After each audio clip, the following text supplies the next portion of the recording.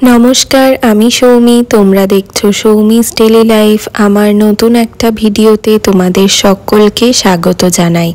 आज के सकाल सकाल घुम थेके उठे प्रथमेई आमार जा काज रोजगार सेटा हलो बिछानाटा तुले नेওয়া। आमरा मशारी टांगिয়ে घुमाई। आमी छोटो थेकेई आमार बाड़ीते मशारी टांगाते देखेছি सबाइके, तार जोन्नो आमरा रोज मशारी टांगिয়ে घुमाई। एकटू माझे मध्य बिरक्त लागे, रोजई एक काज करते হয়। রাতে ঘুমানোর সময়, বিছানা করার সময় আগে মশারি টাঙাতে হয়, আবার সকালবেলায় ঘুম থেকে উঠে বিছানাটা পরিষ্কার করতে হয়, মশারিটা ভাঁজ করে রাখতে হয়।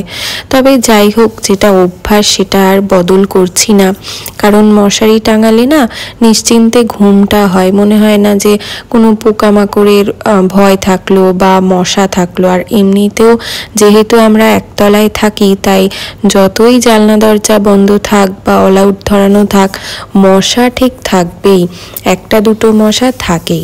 যাই হোক, জলখাবারে মুড়ি তরকারি খেয়েছি, আলু পেঁপের তরকারি দিয়ে মুড়ি খেয়েছি।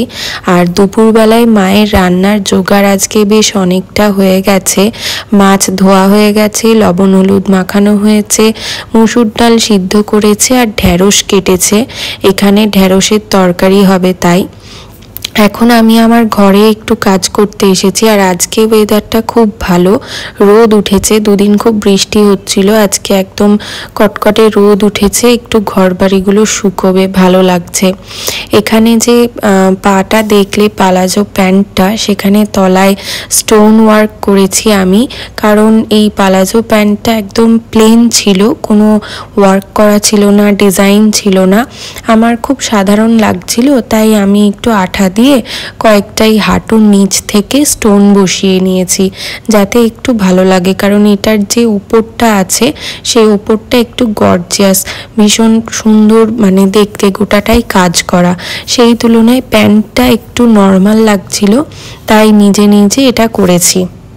আগের দিন যে শাড়িটা রোদে দিয়ে রাখছিলাম যাতে একটু গন্ধটা কমে যায়, আলমারিতে ন্যাপথলিন দিলেও গন্ধ থাকে, আজকে সেই শাড়িটাকে ভালো করে ভাঁজ করে রেখেছি আঁচলের দিকটা টান টান করে, কারণ আজকে এটা পরবো। তাই চলো এদিকে তাহলে মা কতদূর কি রান্না করছে একটু দেখাই।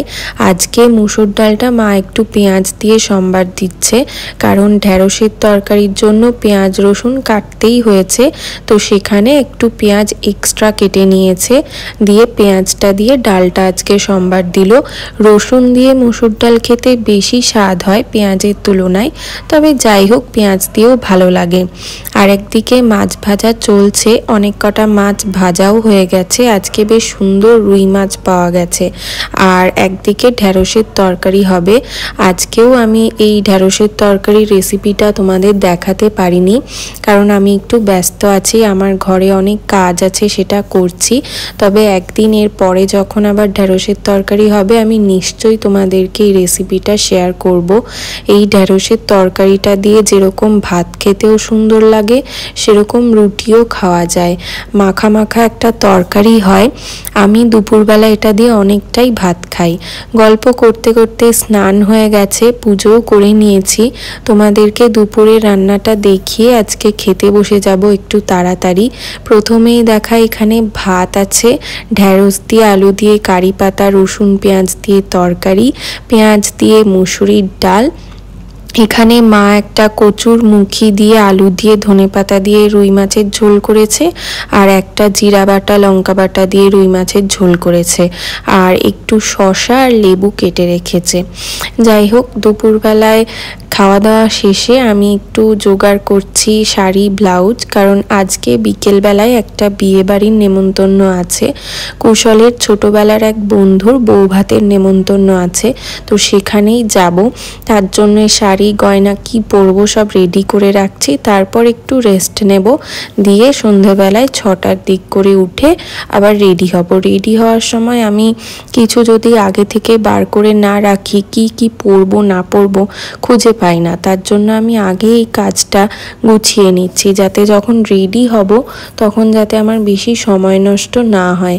কারণ আমার বাড়ি থেকে বেশ অনেকটা দূরেই অনুষ্ঠান বাড়িটা, যেতে প্রায় 20-30 মিনিট সময় লাগবে, অনেকটাই দূর।